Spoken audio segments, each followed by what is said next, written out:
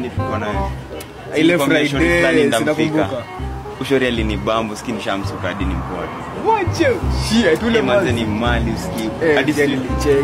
Usikie anaishi keja namba 11. Unajua ile hostel fulani ile inaitwa nimetambua ile kando ya mali naishi. Hapo tu. Hapo sana namba 11 tu kingia hizo hostels. Very bad. Ndio hiyo room ni mali. Hadi nakwambia lazima banda lazima ningefika nitaka mwanangu. Wewe nakutambua bro. Unaweza badia na kijana namba 11. Namba 11. 11. Nakwambia nishamsuka na ni wezi fake. Mimi si kwanza tunaweza kufanya so just see broke out to online game for life, si ndio? Ndio. Mzee, budu tufike hivi tu. Tulikuwa tunaenda kule polisi. Usikia nini nimepata mpoa wangu anaishi hapo bana.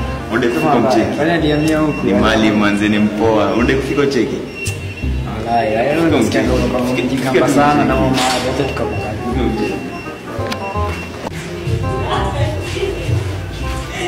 Usikini hapa bana. Tani funguo tu ile hadi nitapatiwa na leo Ani mpenda. hadi manze. Umpo ni mali. Sinikwambia ngoja confirm. Ngoja confirm. Brother Jim. Bro, unafanya nini mwanzi yangu? Unafanya nini? Unafanya nini? Kwani nyote mko na manzi mmoja? Si uchini. Bro, ndani si bro. Kwani mnamtashia manzi mmoja? Bro, fanya nini hapa? Bro, nimekwambia room jana ushafika kwani form. Huu ni mko wangu hadi nilisuka nikafika. Sasa hadi ulishalala ulifika jana. Maybe it's not what you think. Masambi. Huwa anafanya nini hapa?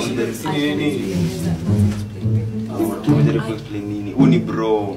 Unajua vizuri hadi ni Mori wa Mbogi. This is just a friend, babe. Ni friend, inaonekana je amelala hapa nikimpata hapa sasa saa 2 asubuhi. Bro, sidanganye nakuliwa manzi bro.